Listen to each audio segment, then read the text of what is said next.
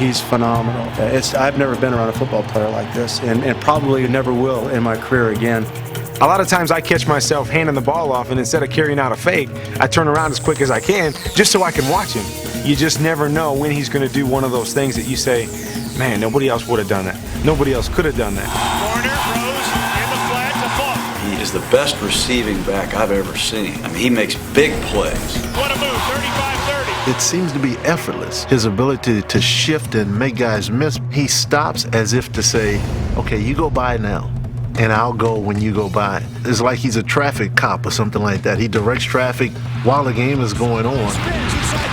We talk about, the Randy Mosses and the Brett Favres and the Chris Carters, very talented football players, but I don't think none bring to the table what Marshal Faulk brings to the table as a complete package. Breaks a tackle at the 25. I don't know if there ever will be another Marshal Faulk. He's incredible. When people talk about Marshal Faulk, you get the sense he could leap tall buildings in a single bound.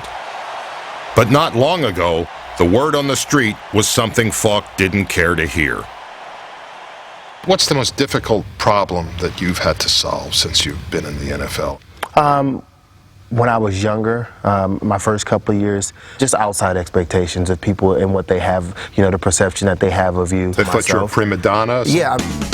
Drafted second overall in 1994, he became an instant celebrity in Indianapolis. But it turned out no one liked Marshal more than Marshal himself.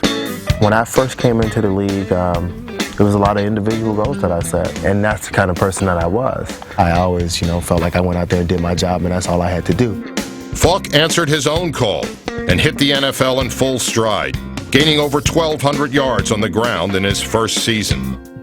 Faulk at the 5, still driving down, and a touchdown! In the years to come, his numbers dropped due to injuries, but he remained the Colts' greatest asset and most aloof personality until one Sunday in 1998. In 1998, we were a young football team, and it was my 5th year. I don't think I've ever took the role as being a leader on the team, and it was kind of time for me to step up. I had a game against Baltimore. I rushed for 199 yards and maybe caught for almost 100 yards and scored like 4 touchdowns in that game, and we lost the ball game all because of this one play. We were down by like 2 or whatever, and we're driving down, and I had an option right out of the backfield, and you run this right at 6 yards. I ran at 3, Peyton threw the ball, they hit my helmet, they catch an interception, they kneel on it, ball game's over. And we're in the meeting room, and Jim Moore just kind of laid into me, and I'm like, I'm playing my heart out. Ironically, in what had been his best game ever statistically, Faulk was the GOAT for the first time, a realization that hit him harder than Ray Lewis. I kind of, had an out-of-body experience. I looked at myself and I was like, okay, this will teach you a lesson. I changed my outlook on the game. How did you change it? That it just wasn't about me anymore. It wasn't about if I did my job. So now you're looking at it as a team. Yeah, I never understood that. Although I can do my best, I need to try to get more out of the guys around me. His epiphany was too little, too late for the Colts, who shipped him to St. Louis after the season, where a fresh start helped motivate a player who had seen the light.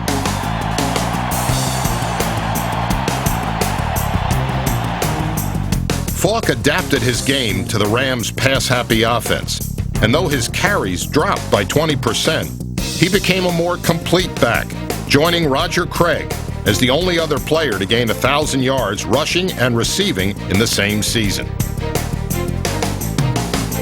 We knew he was a real good football player, okay, but I didn't know he was as good as he is. I really didn't. And in fact, it took a while for me to be convinced he's as good as he is. Corner, handoff, Marshal Faulk gets across the line of scrimmage, and then some more. Breaks a tackle at the 25, to the 20, heading to the outside, to the 10, to the 5, touchdown Rams! We didn't block anybody, Michael. We didn't block anybody. Can you tell me why we paid that guy that much money? That was sweet there. For the Rams, Super Bowl 34 was the culmination of the greatest turnaround in NFL history. And the change was mirrored in the ultimate me player, who reached the ultimate stage as part of a team, and the following year finally became a leader. In 2000, Faulk scored more touchdowns in a single season than any other player in history and carried the Rams to the playoffs en route to the league MVP.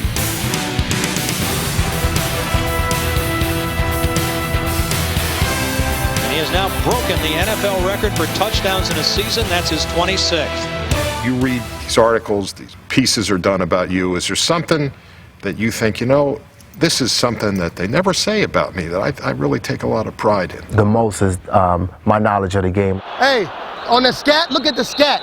They gave us the Charger look, but the guy that's on the end, he was walked out on the slot. He has such a great understanding of the technical aspect of the game, and he can problem solve on the field. He's so much fun to talk to on the sideline. We can run the football, and we come back and we've got a no gain on something, and he says, you know, so-and-so, if he just did this and sealed that, I can hit that crease. And he can see a leak in the protection and jump over and help out. In fact, one of the reasons the Rams are able to run so many multiple receiver sets and rarely max protect Kurt Warner is because of Faulk's blocking ability. Kurt Warner, home run ball. Torrey Holt in the end zone. He's there. Touchdown Rams. I understand the game of football. I really do. Do you ever want to be a coach? I don't know if I can be a coach because I don't know if I can accept mediocrity. You know, like there's some players that feel like I just can't do that, and those words can't come out of my mouth with me. It's an attitude that was never more evident than when he fumbled for the first time in 502 touches.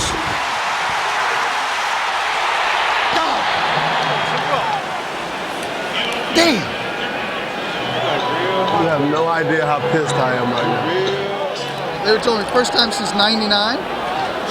Well, that was the playoffs. I haven't fumbled in a regular season game in 4 years. Really? I remember seeing a commercial that said, I never fumbled. I know, man. Oh, man. I know that was killing you. Oh. I know that was killing you. Man. Oh, right. Thank you, man. Sorry about that. What? The fumble. I don't fumble, Coach. Man. I know you don't. I don't fumble. Why don't worry about it. I think that trying to make everything perfect and doing everything right makes you a better ball player. But while Faulk's quest for perfection may partly explain his success, his talent, like many of the great ball carriers of the past, is easier to appreciate than to understand. I've interviewed Jim Brown, Walter Payton, Gale Sayers. There seems to be something about running backs that's instinctive, that you just can't explain. I think that in the way that we go about our business, we're all artists. When you're running the ball, basically that's what it is. There's a set place where the player is supposed to go. Sometimes it's there, sometimes it's not. And then from there, it's what's inside of you. Just like every other artist, you know, he doesn't know why or for whatever reason what made him paint this picture.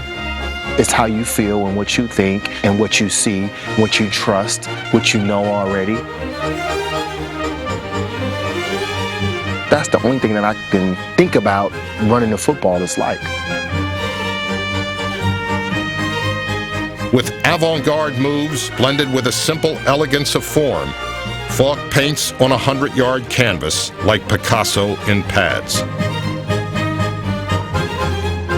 Except, unlike most artists, Marshall's no longer working alone.